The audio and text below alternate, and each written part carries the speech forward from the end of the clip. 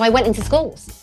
I went into schools half the time as a mum, you know, this is a potential school for my child, and the other half with a letter from the Secretary of State in the UK saying, Priya Lakhani is an advisor to our board, she'd like to visit your school. And I asked a ton of questions. What happens then is you start to find out the problem. What is the actual problem? Because what are you trying to fix? Yeah, no one in government could tell me. I went to the Department for Education, I went to the Department of Business, Innovation and Skills at the time, now it's BEIS. No one could identify. You're going from the grass ground. You've got to find out from the people. Yeah. So firstly, what is the problem? And I love finding out problems. This is who I am, okay? I'm like chief problem solver. I actually really enjoy that. So what's the problem? And they said, number one, right, as great as our school is, when you close that door, we're offering a one-size-fits-all education to every child, okay? It's not personalised. Number two, 74% of teachers want to quit their jobs in the next 3 years. Headline news. What do you mean 74? Okay, they want to do that. Why? Because they spend 60% of their time, that's more than half of their time, micro-assessing, micro-marking, trying to figure out where a child is at, dealing with parent communications, admin. No teacher signed up to do that. Right? So I always say to people today, teachers are teachers by day and data analysts by night. They don't have time to do that in school. And that's why it's a problem. Okay, so given that I now have identified the two problems, what can we do about it? Everywhere in the news 12 years ago, there was some article or some piece, and I used to be a BBC commentator, so even I would cover some of these stories, but not really understand the tech. And they would say AI is transforming insurance, AI is in this fintech organised, AI this, AI that. And I thought, what is AI? So again, curiosity, just went online, had a look. Okay, to be fair, I got hooked. So I did 6 degrees in machine, because I studied maths to quite a high level. So I learned the infrastructure of and the architecture of AI models. I learned neural networks. I learned all of the technical lingo, all the way to today, a transformer architecture, looking at word to vector embeddings. And I'm constantly, every single week, I spend a good 3-4 hours just on my own, just keeping up with the maths, right? Because AI is not magic, it's mathematics. Exactly. It's data and then mathematical models. So I looked into it and I thought, we can transform education with this. If I can learn and collect data, a little bit like Google does search, okay? So when you're on a Google, when you're searching on Google, it doesn't just track what you click, it tracks what you hover over as well. If I can track every movement of any student on a platform, on any platform, and how they're learning, I can learn not just if they're struggling, but why they're struggling. Take all the data, combine that with neuroscientific theory. So I did 2 online distance learning degrees on the neuroscience of learning. Combine that with what I already knew about the learning sciences, because I lectured law at a postgraduate level while being a barrister. And if I combine these 3 disciplines, we can learn how the brain learns. And if we learn how the brain learns, we can apply that to any content, not just schools, but also, you know, law degrees. We can apply it to London Speaker Bureau cultural programs. If you want to join, you know, this agency, then okay, well, this is what you need to know, and this is how we expect you to be and how we expect you to communicate. So I went to government and I said, here you go, build this, because you know I'm busy. Yeah, and Vince Cable in the corner of Victoria Street said, I think you should build this. And so 12 years ago, I set up an AI company, a traditional machine learning company, and Century's now across 70 countries worth of schools, colleges, universities, professional development, and it learns how the brain learns and transforming how students learn and teachers teach. Exactly. So that's the inspiration of why you built it. What have the subsequent impacts been? Because 12 years ago, AI was a thing, and maybe not to the average individual like me. I didn't really think about AI, but now everyone talks about AI. We all use it in our day-to-day life. We're all more versed in it. So what impacts have you seen? It's also grown a lot. It's changed a lot. It's become a lot more modern. Yeah, I think everyone at the moment is suffering from AI whiplash, right? Because it's all over the news. You had the news this week of DeepSeek and what's going on there. Right. AI's existed since the 1950s. It has been affecting you, Rebecca, your choices and what you do since the day you got a device. Yes. Okay, it's been nudging you in a certain direction. So I've also gone into psychology and studied addiction. Yes. So okay, can I just one second? You're going to do a little experiment on this. Yeah, and sometimes I pull people up on stage and they love it. Okay, and actually, I'm focusing a particular talk on this because I think it's actually really important, right? So you've got your brain, right? I've got mine. they're different. Okay. Very. Nobody would say that these two brains are the same. Yeah. Okay. So when we talk about AI is in our lives. Now, it's a huge misconception. There is no one AI that is identical to another AI. Okay. The way that we use the word technology is quite generic. Okay. Yeah. We've got technology for this and technology for that. There's technology in a shampoo you buy from Boots, keratin technology. Yes. There's technology in an iPad. There's technologies everywhere. So no one would say the technology over here is the same as the technology over there. When you look at AI, you have all this data training these models. And these models, let's say it's a neural network. It's an artificial brain, correct? Okay. It's like an artificial brain. So just like your brain is not the same as my brain, there is no one neural network, right, that is the same as another. Now, when you said, but we've all been using it, let's dispel that myth straight away, okay? So like I said, it's been affecting you ever since you've had some form of smart device. It's been affecting you because it probably affected your parents before you got a device. I don't know how old you are. I won't make an assumption, but the point is how you're doing. So you've got a brain, right? And in your brain, what's so interesting is there's a pathway in your brain where dopamine travels from one area of the VTA and it actually affects your prefrontal cortex, so what we consider to be your rational, logical part of your brain. And then your very primal part of your brain, which is essentially the limbic part of the limbic system, you've got the amygdala. The amygdala is traditionally known, most lay people know it as fight, flight, how do I respond in a particular emotional situation? What AI technology has been able to do for a very long time, okay, and this is what's so interesting, well before ChatGPT came alive into our lives, is be able to predict how Rebecca might behave on a particular application, what we could do to increase dopamine in that pathway, right, from the VTA to the prefrontal cortex, actually affect what you think is your rational brain, might not be your rational brain, and try and hook you by using persuasive technology to behave in a certain way. And obviously the most traditional way this is used is marketing and advertising. Yes. Okay. And so AI has been around for a very long time. And so understanding it is key because there are two areas of AI I love to demystify, not use any math. We need to take away the complexities of this so that everyone gets it. Yeah, because that alienates people. Exactly. AI is not just a chatbot.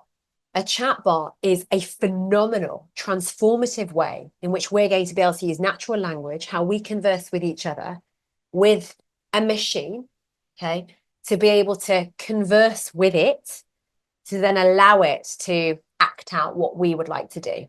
And so you've got this whole era of agentic. It's going to be massive for you. You're going to get so many calls about somebody coming to talk about agentic AI and agents this year because it's 2025's year. Multimodal AI and agentic AI. That's natural language, correct? Behind that, the point that I think most companies miss professionally, people are missing personally, where AI will be absolutely transformative is going to be an integration between natural language AI, the chatbot, okay, and an AI that uses data that a machine has collected in a database about how much you shop at Waitrose and what you buy. Tesco club card data, how many points you get. Why? They want to know when you're shopping, what you're shopping for, what you're not buying this week versus that week. It's all about data collection, proprietary data. Airlines, when you fly, how much you spend, when do you upgrade, how do sales work, Amazon, all of that data. When that data is put together and we build mathematical models to then predict and forecast demand, okay, so we can supply and stock the shelves properly, we can provide the right flights at the right time for you, so you buy them. We can make sure in the sales that certain things are put in front of you because we know you're a sale shopper. It just doesn't matter. If you want to buy that Ninja air fryer, walk away from a good deal. If I give you that Ninja air fryer, no matter how much it is, at a third off is the thing that sparks Rebecca's brain. It really does. So connecting non-generative AI that can predict and forecast demand, with a natural language interface, the generative side that has infiltrated your life and will infiltrate your life in the future. Can you see how that combination is really, really powerful? Yes. Because then I know about you.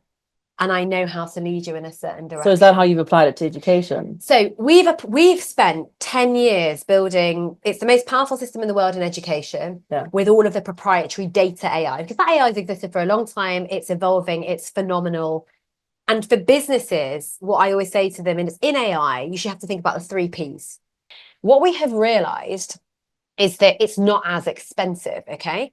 And that's really important to your clients. And this is the thing. So we've demystified a few things about what is AI, Gen and non-Gen AI, the fact that no, it's existed since the 1950s. And we've done all of that. AI is not one thing or okay, there's that. This is really important because some of your clients will be sitting there, especially large organizations, thinking, how do I use AI? How do I invest in it? Actually, I want to build my own AI. It's absolutely possible. So in their AI strategy, right, having somebody come in and show them what's possible, the world has just opened up literally in the last few days. Yeah. What is possible now with AI that we didn't understand last week is the delta it's immense. Now, for some people, they're still where we were last week because they have no intention of investing in AI any more than they were already going to. They just want to see their customer service improve. CS, customer service, is a phenomenal way to use AI and so, right, okay? Predicting sales, demand, like I talked about before. However, there are larger organizations that would like to build a proprietary system with their proprietary data that they own, where they're not relying on third parties. And I think the essence of the point I'm trying to make is everybody felt last week the train had left the station on an AI. I'm not on that train. It's too late. I now need to adopt it using lots of different services in my AI strategy. I'm a bit confused about what to use, how it works. And frankly, it was a bit chaotic and they felt a bit lost. And I'm talking about companies maybe we're talking about revenue over 50 million, let's say pounds for argument's sake, 50 to 100 million pounds. They were thinking, okay, what do I do here? Do I just install the ChatGPT or a Microsoft Copilot? How do I do that? As of this week, what's so interesting is the train is leaving the station and you can be on it. How? How can I buy a ticket? So if you want to buy a ticket to that train, you would be an organization of a certain size, okay? And in your AI strategy, there is a piece within that strategy on actually investing in the AI technology. I would show you how to do it, right? So the idea is you could use an open source model, hire engineers, fine tune it to your sector. You'd buy compute power. Talking about an investment of about £2 to £5 million. So I'm not talking about. I can't afford that ticket, unfortunately. I'm not talking about everybody. Yeah. But the point is that's possible. Now, what does that mean for everybody else? Let's say it's you and me, and we're sitting here saying, what does that mean for us? Well, the other thing is AI was expensive, right? Last week it was expensive. That's more accessible. Yeah. It was $20 a month, actually. Now, $20 a month sounds like, okay, you and I as lay people might say, okay, fine, I'll pay $20 a month. No problem. Students try to cheat on their homework. I'll pay $20 a month at university. Hang on. You're London Speaker Bureau. So how many people have you got here? About 100 across the whole globally, 90 to 100. Okay. So CEO is sitting there going, I want to use AI to create efficiencies in our marcoms. Yeah. I have to buy 100 licenses, $20 a month. Okay, that adds up. That does add up. Do I need to do that? Oh, I'll just give it to 3 people at London Speaker Bureau. I'll give it to Rebecca and her team. Especially if the competitors for $5 a month, which is deep. Right. So the thing is, I know there are free versions out there, but actually to use them professionally, people want the best models. What's interesting for you and all of your clients and everybody else is the cost is coming down. And this happened over the weekend by a disruption of the model. Now, another way of just quickly looking at that is whether you're interested in building your own AI or not. That's not interesting to a lot of people, right? It's interesting to some, and that is now opened up for them. But it's also another phenomenal example of disruption. So I often talk about platform disruption. Disruption occurs everywhere. And people think, is it AI that's going to disrupt the world? Just pause for a second. Netflix is the most valuable movie house in the world. Rebecca, does it own a cinema? No. Airbnb, most valuable accommodation, does it have a hotel? Uber, most valuable taxi company, does it own a taxi? No. You have seen platform disrupt every sector. Can you see how so when I do disruption talks, I often talk about how to disrupt. It's not just product and service disruption. so this is not necessarily about AI.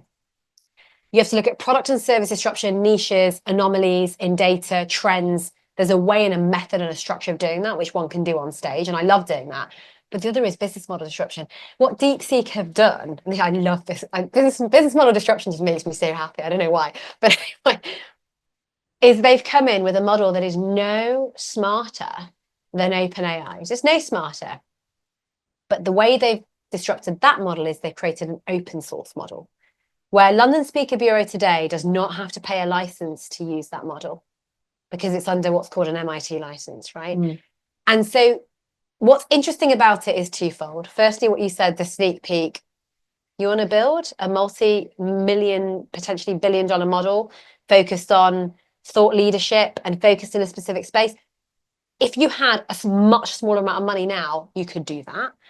But the second point is, it is another case in point about how thinking differently about your business actually could really undermine the competition. Yeah. And a lot of businesses are really interested in that. How do I do that? Because I'm a legacy business, I'm quite traditional. You know, media love that. Media need to understand disruption because they are being disrupted by social media. Social media is not a publisher, it should be, but it's not. So publishers, you know, how do I do that? So anyway, there's a whole piece on disruption, business models, how to think about it, how technology is creating that disruption. And then very importantly, that has to end on a note on culture and change, because it's all very well thinking about the theory, but it's the people. You need the people to make the change. Yeah. So if we were to just put this in a bit of a bow. Yeah. And maybe, so you do fireside chats, you do keynotes, you host panels? Yeah, I host. I love hosting. I love hosting awards. I love hosting panels. I love chairing panels. I love giving out awards, I should say, as well. It's a really random thing, but I just really enjoy it. I'll stand there and shake 200 hands. Yeah, I've done prize givings and all of that sort of stuff. I do keynotes on, AI, on change, on culture, on disruption, on innovation. You are brimming and overflowing with really valuable insights, and I can see why you're so sought after.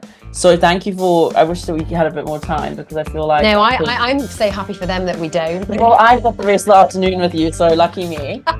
But thank you everyone for joining. Thank you so much, Priya, and looking forward to doing more work with you in the future. Me too. Thank you. Bye everyone. Thank you. Bye.